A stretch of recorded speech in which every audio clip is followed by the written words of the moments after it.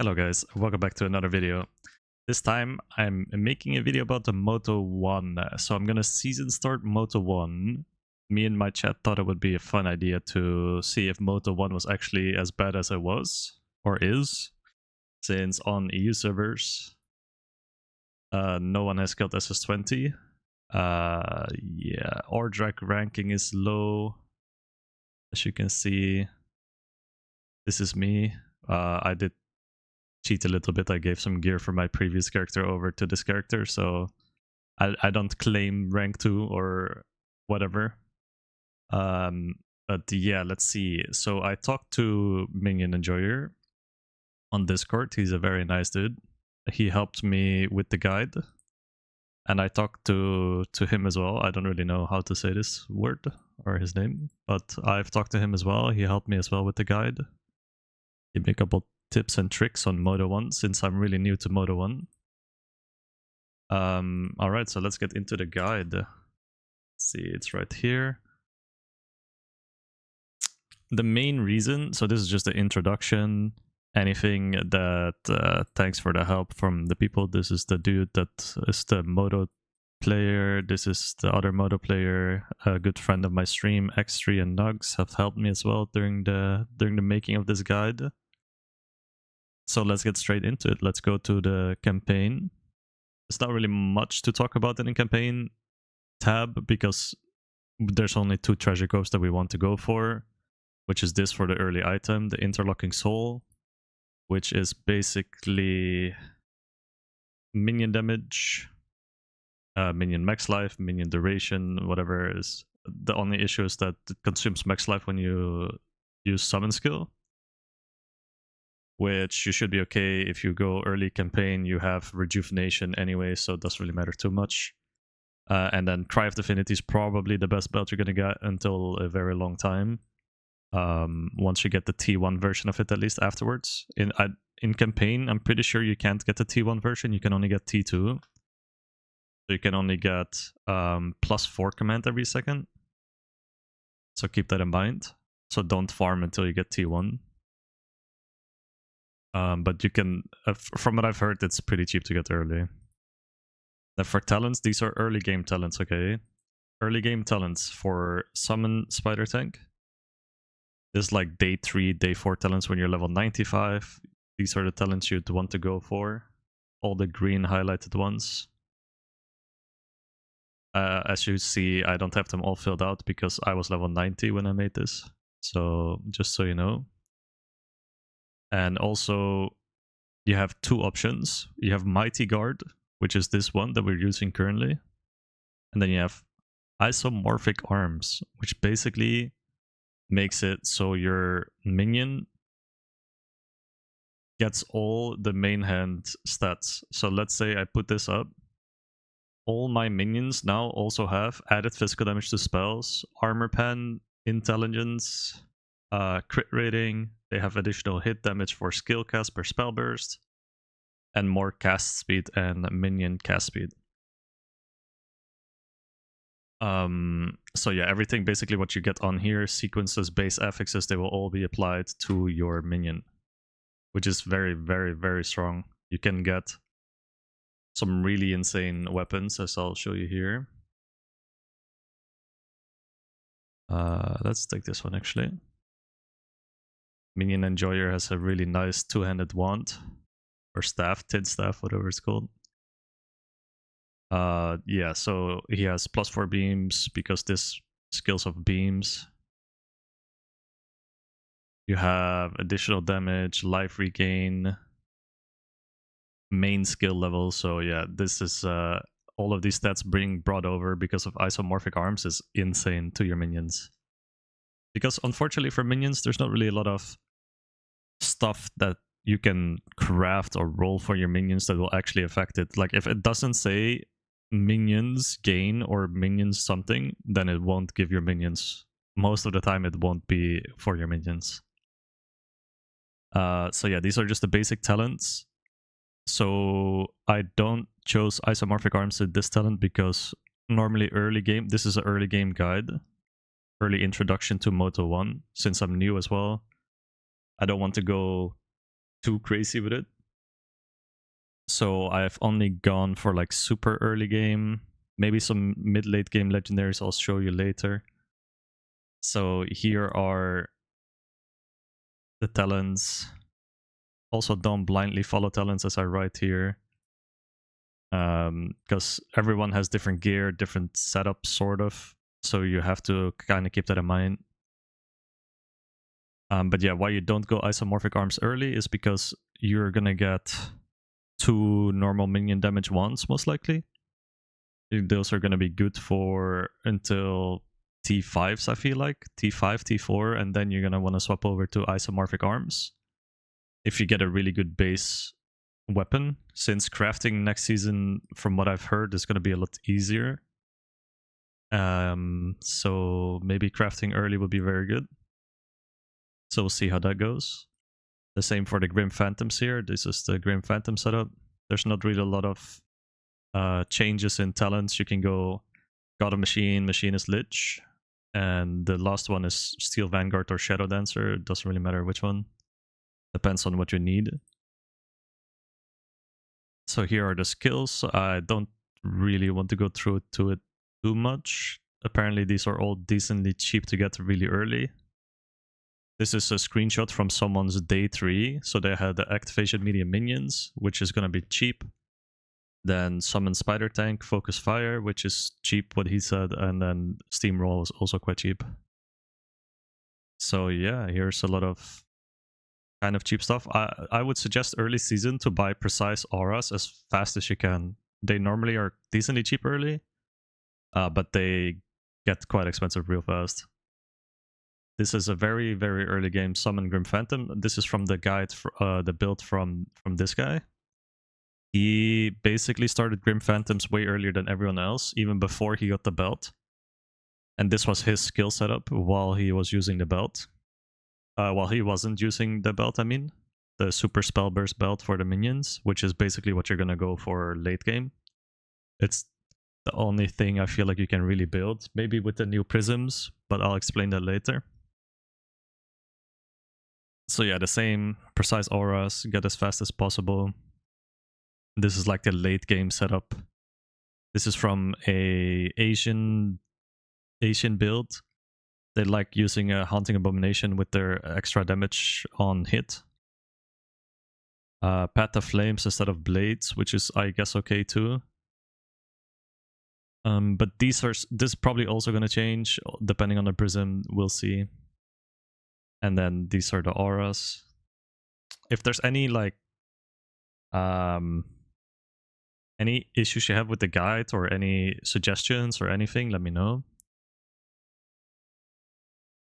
And I'll try and change it, because I'm new to guides. I don't normally like writing guides because I feel like I will make it wrong. So I don't want to. Yeah, I'll just take it with a grain of salt, you know. So anyways, the pets for Moto 1 is you want to get the Mechanical Throne, a legendary, unfortunately, right? But it is definitely the best pet you can get for Moto 1. He has the purple counterpart to it, which is also good, but it's not the same, because this one gives synthetic troops minions double damage, 14% chance, and this one doesn't. It only gives the attack speed from when they deal double damage. It's still good, not insane, but it's still good. And third pet, you can use defensive pet, any move speed pet, or Magus later, or another damage for servants, like it, whatever. Third pet is really whatever. And then the early game legendaries. Here's some example gears. I'm also wearing it right now. I've been testing some stuff. Oh, my internet's not great, as you can see. I've been testing a couple things. Moto 1 early on is really legendary dependent, I feel like. And these legendaries are somewhat expensive, some not. Fiend Crown, I heard, is decent expensive early game. Void Embankment was pretty expensive early game. A somewhat okay False Godskin is also expensive. The boots I don't think are super expensive, and the ring is also not super expensive. But yeah, I have the list here of all of the things that they do and what you should look for when getting them. And then here are the mid to late game setups. Normally people use only these, the belt, which is an insane belt. It basically gives your minions spell bursts, extra spell burst limits, and they can cast it up to 4 times. This is insane for corrode. Like once you get this corroded version of this, if you get it, it's insane too. You also take less damage while channeling, since you're always going to be channeling a skill. As you can see here, you always have Path of Flames on. You're always going to be taking less damage as well. But yeah, this belt is basically the belt you're going to go for. One of the first things you ever want to get as a legendary item in, well, like late game legendary item for Moto 1. Other than this, you can't really do much without it. So then we have, some people use this, but for the necklace, Warden's Breastpin, you will need to have, as I write here too, you need to Corroded Vision for cannot deal physical damage on a Grim Phantom, if you have the Grim Phantom setup. Because otherwise, if they can only deal physical damage, the Grim Phantoms do lightning damage. So yeah, you won't be doing any damage if you have this with just Grim Phantoms. It works for a Spider Tank though. So if you have this early for Spider Tank, you don't want to corrode this version on it. But without Spider Tanks, with Grim Phantom setup, you cannot deal physical damage on this line corroded. Your minions can only deal physical damage. Then people go for Lone Walkers, which should be cheap because you're going to get Precise Radical Aura Order, which is normally the cheapest version of Lone Walkers. Lone Walkers last season were quite expensive, so I'm not sure how late in the game that would be to get this. But the two main things that you want to get early is Machine Lord Helmet. Even if it's not corroded or you corrode it yourself and it fails, it's whatever. It's still good to have both of these. So yeah, some people use Warden's Breastpin, some people don't. There's not really a lot of legendary items in late game stages, but early game is very, very, very important. And here's tier 2, tier 3 crafting, tier 1. There are a couple different ways to craft. You can do 2 one-handers, which is main hand for spiders at least. You use projectile damage and all of these good jazz. You could do crit strike as well instead of crit damage, but it just depends on what you have, right? And then a second hand, you use a minion damage rod. This one has +1 max summonable synthetic troops.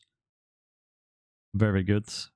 I think you require level 86, like require level 86 here for that to be a thing. I have 2-handed weapons.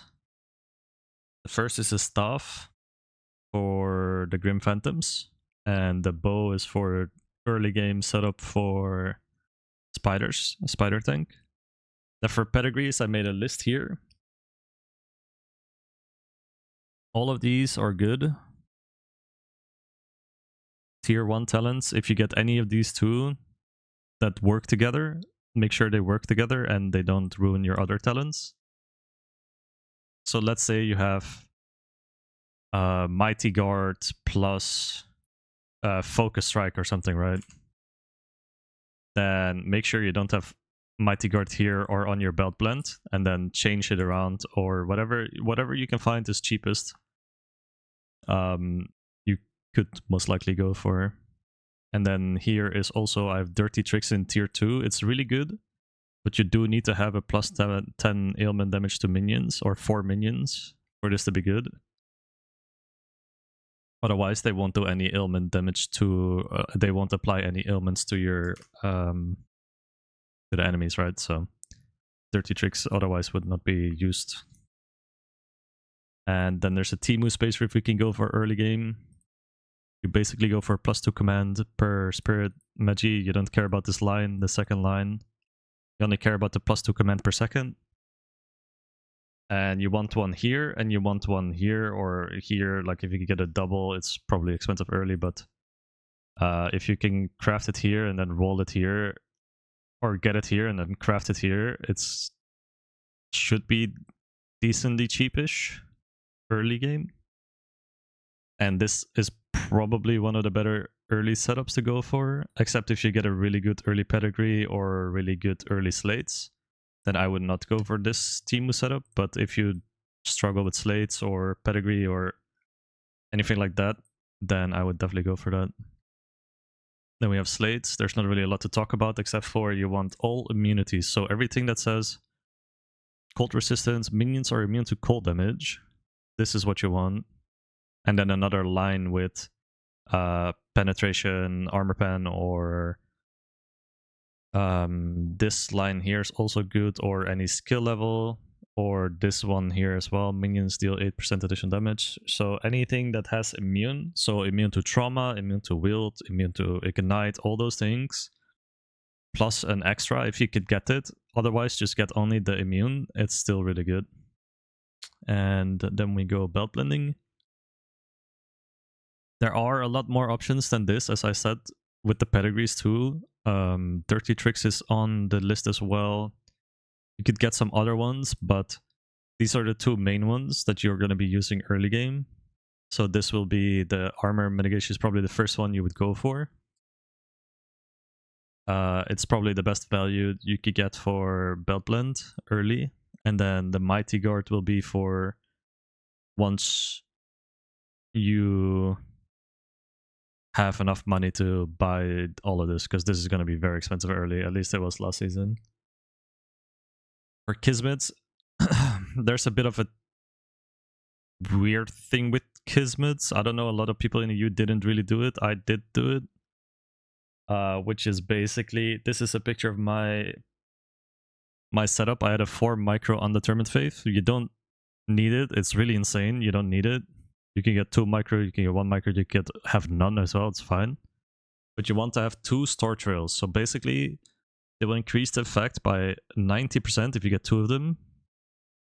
For all the microfates in the packed branch. So all of the microfates in this branch here are getting boosted by 90%. So let's say 2 command, you get 90% of 2 command, you get 1 point whatever percent, right? Or 1 point whatever command extra. So from every single one of these, you get more command.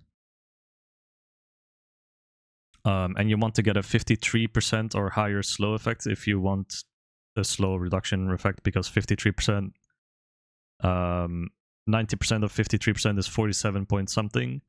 So if you have 53% slow effect received, minus slow effect received, it will be 100% with 2 of these star trails. So yeah. Then the screw is also very good. You can get aura effects as well if you have a lot of command already. You can go for aura effect. Screw is probably the Kismet you're gonna use, the mediums, because it's crit. And this is very good for, what's it called? The Grim Phantoms, because they don't use attack speed or cast speed. So this second line doesn't really do anything. So yeah, and then the new Prisms. Now this is where some theory crafting could come in, or anything else. The first one, 300% additional synthetic troop minion damage when having more than 3 different types of synthetic troop minions, which basically means if you're using, let's say, using spider tanks, they're synthetic troops. You can see here the line synthetic troop. Then you can use Grim Phantoms, which is also synthetic troop.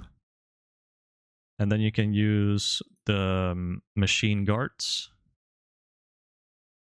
Let's see here. They're also synthetic troops. So if you use these 3, you're supposedly gonna have 300% extra additional damage. So there's definitely some things you could do with it. I don't think you can use Grim Phantoms in the main slot for this, because they take up, as you can see, they take up all the slots. So if you only have Grim Phantoms in the second part, they are forced to stay at 1, since here it says max minion in map of non-main synthetic troop skill is fixed at 1. So all of the ones not in the main slot, which is the top slot, is gonna be at 1.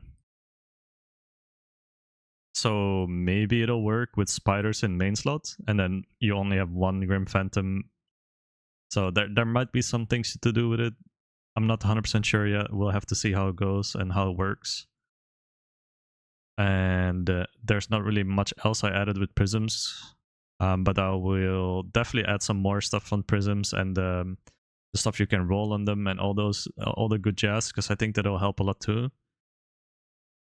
But other than that, you have also this one, Dark Advance, which gives you 3 charges of Dark Gate, which is one of the best skills you're going to use.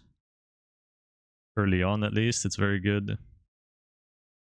It basically teleports your minions to yourself, gives you command, and 10% return speed, blah, blah, blah, all this good jazz. Yeah, so Dark Gate is a very good skill. And this will basically make it so you don't have to use a blink, it seems like. And they have a lot more recovery speed. Normally they're like 4-second cooldown from what I remember. They're not like insane cooldown, 5-second cooldown, right? So it's gonna be 2.5-second cooldown without any extra cooldown recovery speed stuff. And you're gonna get 50% additional minion damage every time you use it. I don't know if this stacks. I doubt it stacks, the additional minion damage. But even if it doesn't stack, 50% additional damage is insane.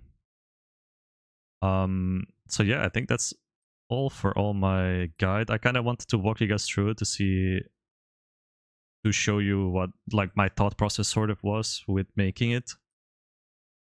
I hope you guys enjoy it. I hope you guys also like the guide. If there's any questions or anything's not super clear, let me know. Write me in Discord or on my YouTube comments. If there's anything else you want to know, let me know. And hope you guys have a good day. Goodbye.